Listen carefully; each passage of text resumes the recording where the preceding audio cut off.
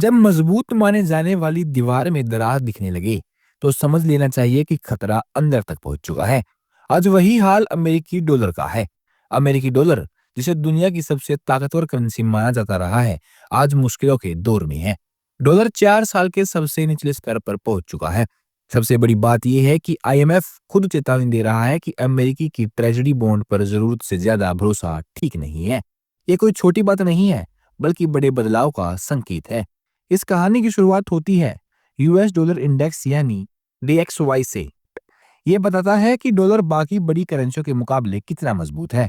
नियम सीधा है, 100 से ऊपर मतलब डॉलर मजबूत, 100 से नीचे मतलब डॉलर कमजोर। आज डीएक्सवाई 95 के आसपास है। यह 4 साल का सबसे निचला स्तर है। पिछले 1 साल से डॉलर लगातार 100 से नीचे बना हुआ है। इसी वजह से दुनिया भर में कहा जा रहा है कि डॉलर पर भारी दबाव है। ये दबाव सिर्फ इंडेक्स तक सीमित नहीं है। आईएमएफ के ताजे आंकड़े के मुताबिक दुनिया के विदेशी रिजर्व में डॉलर की हिस्सेदारी इस सदी के सबसे निचले स्तर पर पहुंच गई है। साल 2000 से 2026 के बीच ये 26 साल का सबसे कम स्तर है। जब देश अपने रिजर्व बदलते हैं, तो इसका मतलब होता है कि भरोसा कमजोर पड़ रहा है। आईएमएफ की प्रमुख ने कहा कि दुनिया की अमेरिकी डॉलर और ट्रेजरी बॉन्ड पर निर्भरता बहुत ज्यादा हो गई है।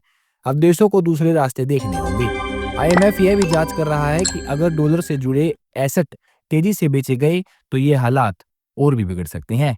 यूरोपीय यूनियन ने यह भी कहा गया है कि ट्रेजरी बॉन्ड का कोई विकल्प तैयार करे। इसके पीछे 4 बड़े कारण हैं। पहला, अमेरिका का खर्च 38 ट्रिलियन डॉलर से ज्यादा हो चुका है। दूसरा, हर साल बढ़ता घाटा। तीसरा, आगे ब्याज दरें घटने की संभावना, जिससे ज्यादा डॉलर बाजार में आएगा। और चौथा, डोनाल्ड ट्रंप का फैक्टर, टैरिफ, सेंट्रल बैंक में दखल और अचानक फैसले। इन सब ने ट्रेजरी बॉन्ड को पहले जैसे सुरक्षित नहीं रहने दिया। डॉलर से निकलता पैसा अब दूसरी जगह जा रहा है। यूरो मजबूत हो रहा है, ब्रिटिश पाउंड ऊपर जा रहा है, जापानी येन में तेजी है, ऑस्ट्रेलियाई डॉलर भी मजबूत हो रहा है।